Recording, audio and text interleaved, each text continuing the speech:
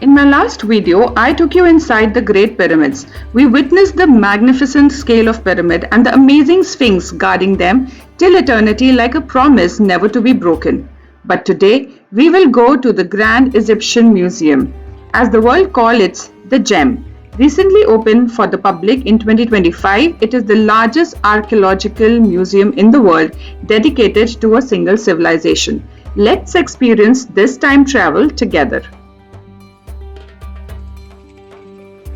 From the moment you walk in and stand beneath the towering 3,200-year-old statue of Ramses the Great, you realize the sheer scale of this place. It houses 100,000 artifacts spanning over 7,000 years of history. Let me take you through the most iconic collection and pieces of this museum.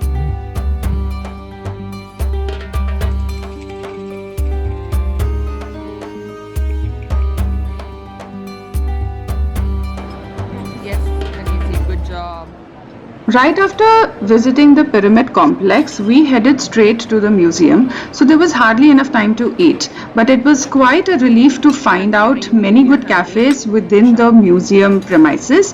So we sat down for a small lunch break and we enjoyed our meal.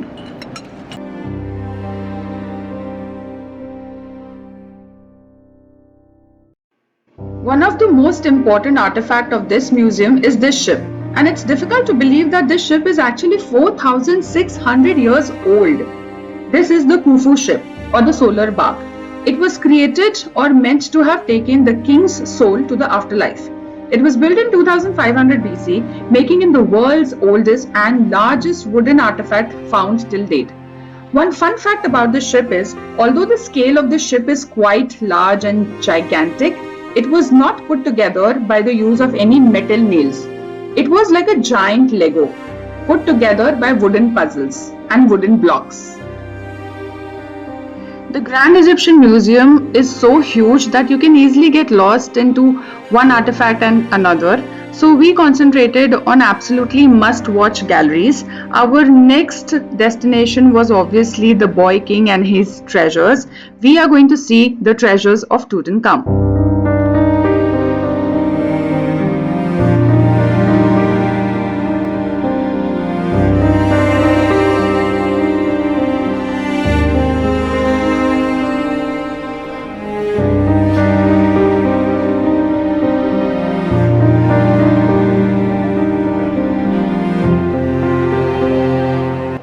These are the golden beds used to keep the deceased body of the king in order to prepare it for afterlife.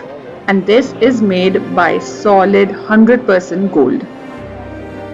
It was not easy to see or digest what we saw in the gallery of Tutankhamun. We analyzed and took our time to see one artifact after another, and everything was made of pure solid gold with precious and semi-precious stones.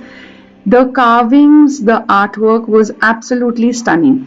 Each symbol, imagine each letter has its own meaning, and everything was so beautifully preserved.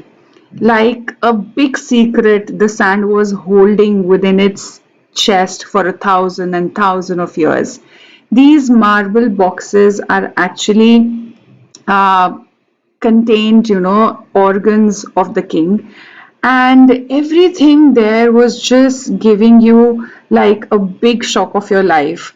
For example, this was the actual sarcophagus where the body was discovered, and then there was a small sarcophagus within a medium sized sarcophagus, and then there was this huge sarcophagus. So there were three tombs in a way, one residing inside the another. Now this is the actual solid gold tomb inside which the body was carefully preserved. They say that the tomb is always designed in a way, the mask is always designed in a way which actually shows the exact face of the king, so that the soul doesn't have to struggle, it can find its way back to the king's body. And therefore I'm just zooming in to show you how much detail and how much craftsmanship has gone into these tombs. It is so sad yet unbelievable to think that a large part of Egyptian civilization, a large part of their living life was actually spent into thinking about the afterlife, into thinking how grandly they would die. And this was something very, very astonishing and very, very hard to believe that they spend their entire life planning for the afterlife.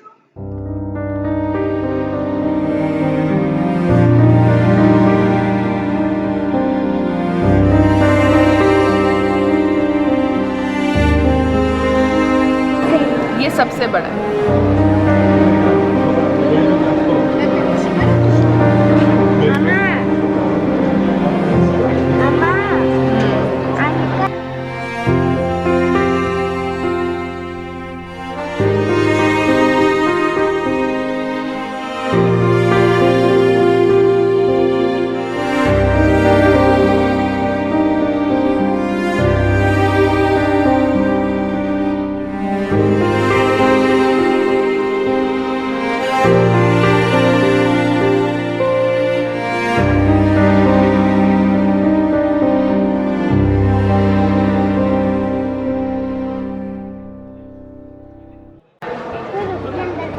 और फिर इस वाले को सबसे बड़े के अंदर डालो,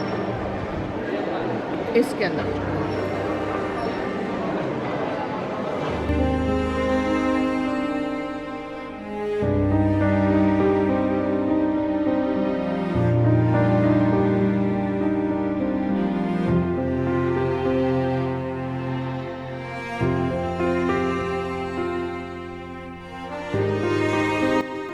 One of the most important reasons for me to come to the Grand Egyptian Museum was to witness in person and see the 5,500 artifacts or the treasures of the king of Tutankhamun, everything which was found in his tomb and discovered. And now we move to the most important part, which I was actually looking forward to, was the jewelry of the kings and the queen. So, like India, the Egyptian kings and queens were also fond of jewelry, and as you can see, there are all kind of materials used, right from gold to silver to precious stones, beads, and also stones, precious stones like lapis lazuli. So all these things were used, different material, and just imagine in the era where there was no Pinterest and no Google, how creative they were with their jewelry and designing. And here you can see the famous chariot, the golden chariot of the boy king. How beautifully it is exhibited. And when Howard Carter actually found this chariot, it was in a very bad state, kind of broken into pieces, and then it is fixed back and shown and placed in a very temperature controlled environment in the museum. This is a clip to show you how grand is the Egyptian Museum. In fact, according to our guide, it is said that one person needs like a week minimum to see the entire collection of the Grand Egyptian Museum. It is that huge. So I will say that if Grand Egyptian Museum is on your bucket list, then please do go early in the morning so that you can cover as much as possible, because it's not possible to cover the entire museum in one day.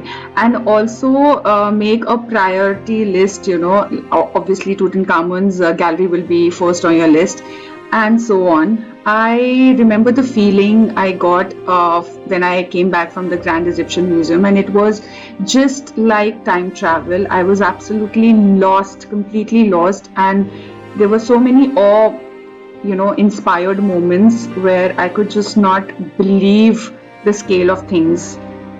In an all totality, I loved my experience of the Grand Egyptian Museum. It is totally worth it, and you should absolutely must visit this museum once you're in Egypt. I'll see you soon in my next Egyptian adventure. Till then, take care of yourself and bye.